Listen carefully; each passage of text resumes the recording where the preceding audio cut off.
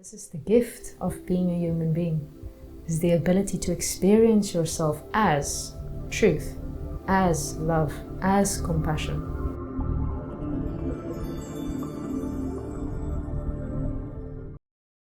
So everything that is happening in your surrounding area, whether it is a bird flying behind me that I can't even see, whether it is a ant crawling underneath here that actually makes a little bit of a sound, but I can't physically pick it up with my ears, whether it is somebody having an emotion in my direct range here, all of that is picked up by my subconscious every single day with every single second, which is a lot of information. But consciously, you can't register that much. You have to filter it down. In your evolution of dreaming, you can also get very advanced at dreaming. In my life, I know I've definitely reached a state where the communication between my conscious mind and my subconscious mind was so clear and accurate and precise that I can go at night, I can go to bed and ask a specific question: how to resolve this problem. And sometimes it had to do nothing to do with me either. It had to do with, I'm dealing with a client and I don't know how to help them. It's like I'm stuck on helping them and I can't see what is the problem there. Because your subconscious, again, takes in so much more information than your conscious mind does. So when I'm working with a person, I know my subconscious got all of them. I just got a part of them. So I will ask my subconscious, show me the solution. And I would go to bed thinking about this thing and then letting it go. It's not like it's going to worry me overnight. I'm not attached to it. I'm just letting it go, going, okay, my subconscious will show me what to do.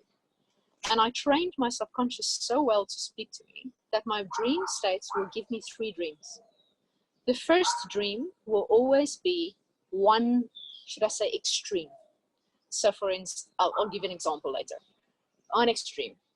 The next dream will be the opposite, on exactly the opposite side of the scale. So the one could be doing something and the one could be doing absolutely nothing about it. And then the third dream will be right in the middle in how to balance these 2 sides and what it is that I should do and not do. So I'll give an example. This was for my own life. This is something that I needed to learn because at this stage of my life, I had a lot of issue with how do you stand up for yourself, but not project all your anger and your fears onto other people in the process of trying to just be in your own space. And so I had this dream that there was a bus full of people and there was this conductor. And the first time I wanted to enter the bus, he said, there is no more space.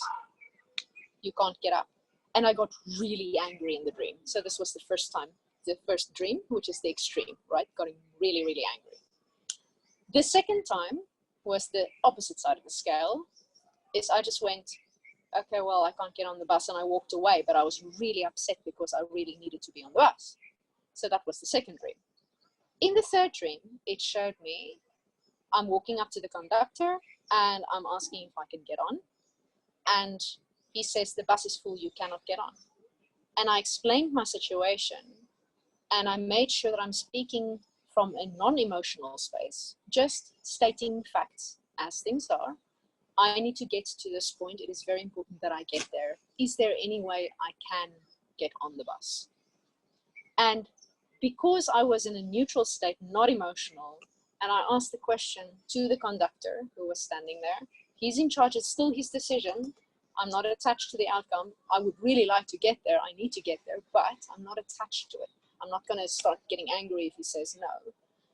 But because I explained my situation in a very neutral way, he opened up, he looked around and said, I can take one more. And this was the solution.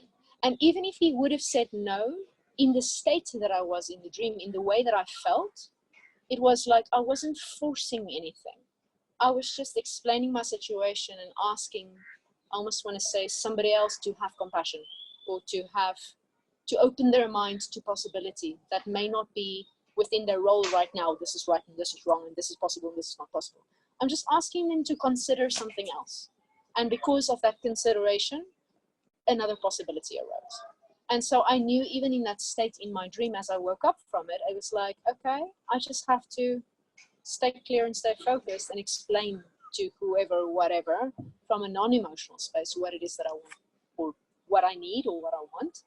And even if they say no and I ask them, they can open their mind to more possibilities. But even if they don't, there are many other people on the bus that can overhear this conversation, that can go, you can take my place.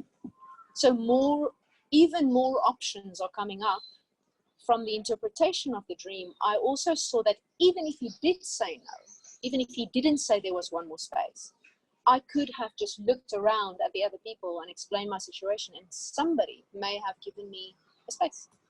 So then your whole reality starts opening up. You let go of the boundaries of your mind. But that's not the point. The dreams showed me this. And it's because years and years I practiced with dreaming to find answers for solutions for things in my life.